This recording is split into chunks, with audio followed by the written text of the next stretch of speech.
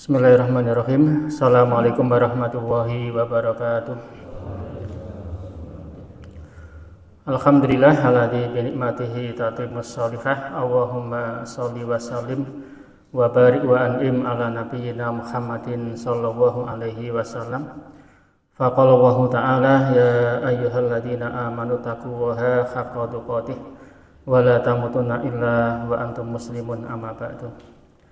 Jamaah rahimakumullah, pada kesempatan malam hari ini saya akan menyampaikan satu hadis riwayat dari Imam Muslim nomor hadis 721.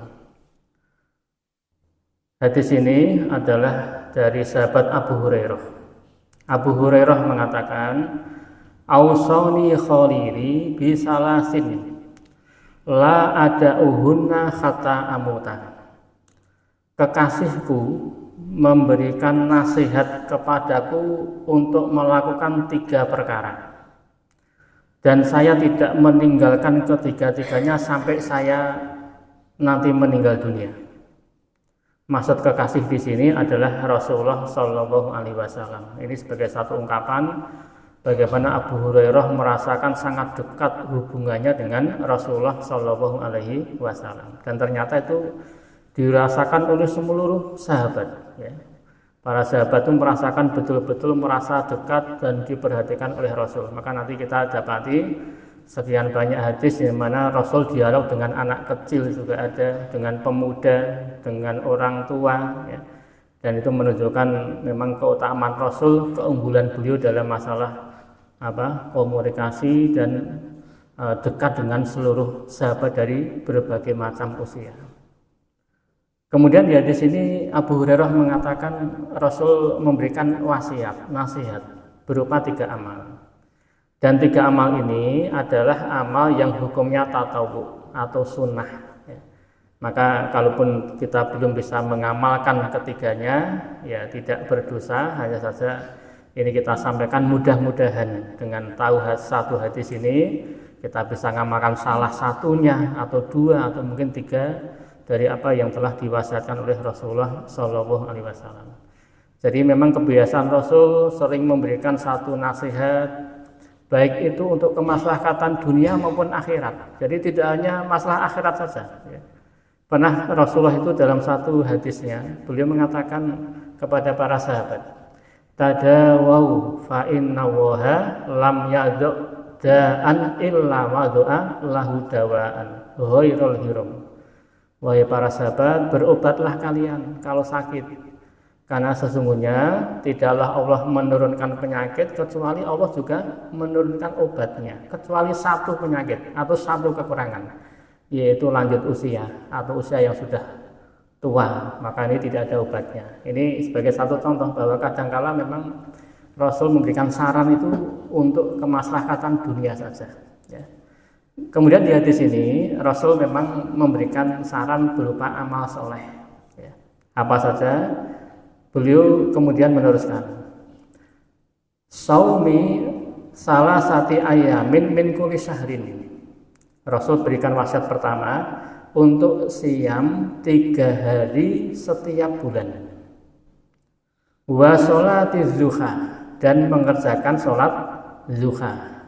Riwayat yang lain warok ngatai az-zuha, mengerjakan 2 rakaat sholat zuha. Wa naumin ala witrin, dan melakukan sholat witir sebelum tidur, ya. Jadi ini 3 amal soleh kita sampaikan secara ringkas. Yang pertama, Rasul mengajarkan kepada kita untuk mengerjakan siam 3 hari, dan ini sifatnya mutlak. Rasul tidak menyebut hari tertentu atau tanggal tertentu. Maka di Durar As-Saniyah di sini dikatakan saumu salasati ayamin min kulli syahrin wa ja'atil ayyam mutlaqah duna tahdidin. Siam 3 hari di sini sifatnya mutlak, tidak ada pembatasan hari atau tanggal tertentu. Fa yutakhayyaru minas syahri masya'ah, maka kita boleh milih hari apapun, tanggal apapun, tanggal berapapun. Wakilal arghabu wal afdalu ayyasuma salasah fi wasatis syahri. Hanya saja memang yang paling afdol kalau pilih 3 hari itu siam di pertengahan bulan, namanya siam Ayyamul Bid. Ayyamul Bid yaitu tanggal 13, 14, dan 15 Hijriah. Ya. Tetapi di luar itu dibebaskan. Ya. Jadi misalnya kita longgarnya pas pekerjaan agak ringan itu tiap hari Senin misalnya, maka kita tiap Senin puasa, tanpa harus puasa di hari Kamis, tidak ada masalah. Senin 3 kali misalnya. Kalau kita bisa ngamalkan seperti ini, ya, tahsilu ajri shaumi syahrin kamil bi'tibari annal hasanata bi asri amsaliha faman somahunna min kulli syahrin kana kaman soma dahrakullah. Maka seakan-akan kita sudah siam 1 bulan penuh, karena 1 amal soleh dilipat gandakan menjadi 10 kebaikan. Maka 3 hari 1 bulan itu sama saja kita sudah siam 30 hari dalam 1 bulan. Berarti sepanjang tahun kita siam sunnah terus. Karena bi'tibari, karena memang dalam Islam amal soleh itu dilipat gandakan bi asri amsaliyah, 10 kali lipatnya. Ini adalah amal soleh yang pertama. Mungkin tidak semua orang punya keringanan karena memang pekerjaan juga berbeda-beda. Maka kalaupun belum bisa ngamalkan, Rasul memberikan nasihat yang kedua, di mana beliau mengatakan wa sholatu duha, untuk mengerjakan sholat duha. Dalam riwayat yang lain wa raqatai duha. Jadi Rasul menyarankan duha cukup 2 rakaat saja. Makanya para ulama sepakat minimal sholat duha sepakat 2 rakaat. Adapun maksimalnya ada 3 perbedaan pendapat, khilaf. Di mazhab Syafi'iyah, Malikiyah, Hanabilah, mereka mengatakan maksimal sholat duha adalah 8 rakaat. Ini berdasarkan dari kisah Ummu Hani ketika Fathu Mekah, Rasul sholat di rumah beliau 8 rakaat. Pendapat kedua maksimal 12 rakaat. Ini dari Imam Abu Hanifah. Walaupun dalil yang beliau pakai dilemahkan oleh sekian banyak ulama. Pendapat yang ketiga dari Imam As-Suyuti bahwa sholat duha tidak terbatas jumlah rakaatnya. Dan beliau mengatakan bahwa 8 rakaat yang dikerjakan Rasul di kota Mekah saat itu bukan pembatasan. Hanya memang saat itu beliau menghendaki sholat 8 rakaat. Makanya kalau kita ikut pendapat yang ketiga ini, tidak ada batasan maksimal. Sepanjang kita niatkan sholat duha dan di waktu dibolehkannya sholat duha, maka sah hukumnya. Sholat duha dimulai dari sejak matahari terbit ditambah 15 menit. Itu ketika matahari setinggi tombak. Terbitnya matahari tambah 15 menit kurang lebih. Berakhirnya kapan? Ketika matahari berada tepat di atas kita. Kapan itu? Sebagian mengatakan 15 menit sebelum adzan zuhur. Tetapi Darul Ifta Misriyah mengatakan ini sebetulnya 4 menit sebelum adzan zuhur, karena matahari tepat di atas kita itu hanya beberapa detik saja, dan itu hanya terjadi 4 menit sebelum adzan zuhur. Maka kalau misalnya hari ini misalnya zuhur itu jam 11.45 katakanlah, berarti setengah 12 sholat duha masih bisa, ya. Dan ini menunjukkan, hadis ini dipakai oleh para ulama, ini dalil disunahkannya sholat duha dikerjakan setiap hari. Karena sebagian mengatakan tidak disunahkan setiap hari, tapi hadis ini menguatkan bahwa sholat duha memang disunahkan dikerjakan di setiap harinya. Kemudian yang ketiga adalah wa naumin ala witrin, dan tidur atau mengerjakan sholat witir sebelum tidur. Wa an utira qabla an anuma, dan mengerjakan sholat witir sebelum saya tidur, kata Imam Abu Hurairah. Ini menunjukkan bahwasanya sholat witir boleh dikerjakan sebelum tidur. Bahkan Rasul nyarankan Abu Hurairah agar sholat witir dikerjakan sebelum beliau tidur. Ada 2 pilihan sholat witir. Pertama, sebelum tidur.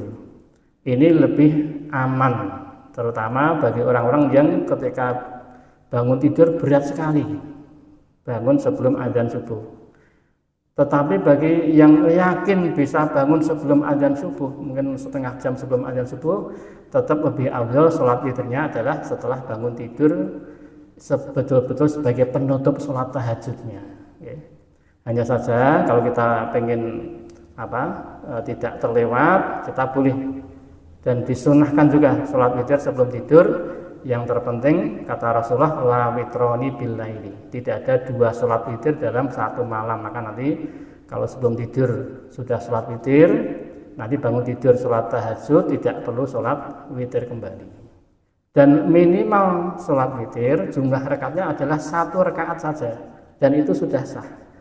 Maka misalnya begini, pada sholat isya seperti ini, kita sholat ba'diyah isya 2 rakaat, setelah itu langsung dilanjutkan sholat witir 1 rakaat, maka ini sudah sah. Pulang dari masjid sudah melakukan sholat witir 1 rakaat, dan itu jumlah minimal sholat lail. Kita sudah dicatat untuk melakukan sholat lail.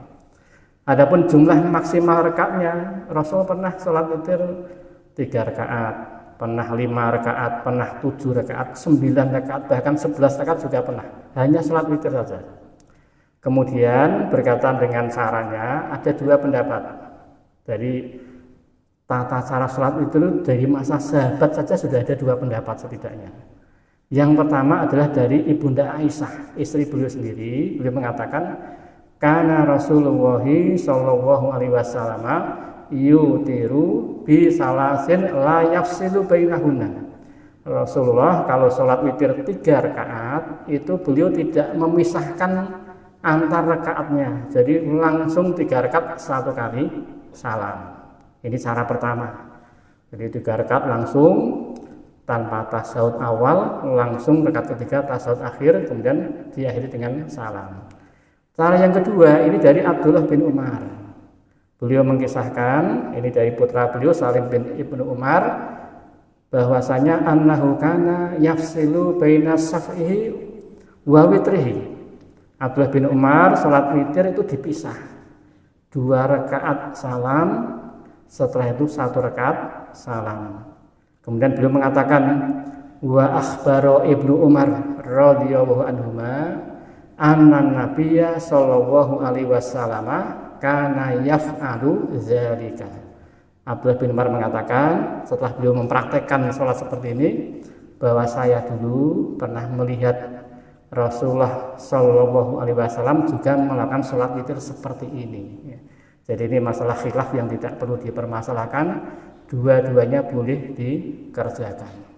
Jadi ini satu nasihat singkat yang disampaikan oleh Rasulullah Shallallahu Alaihi Wasallam, amat sederhana, ringan, dan kelebihan para sahabat, begitu dapat ilmu langsung diamalkan dan bertekad sampai mati akan dikerjakan terus-menerus. Ini memang salah satu keistimewaan sahabat.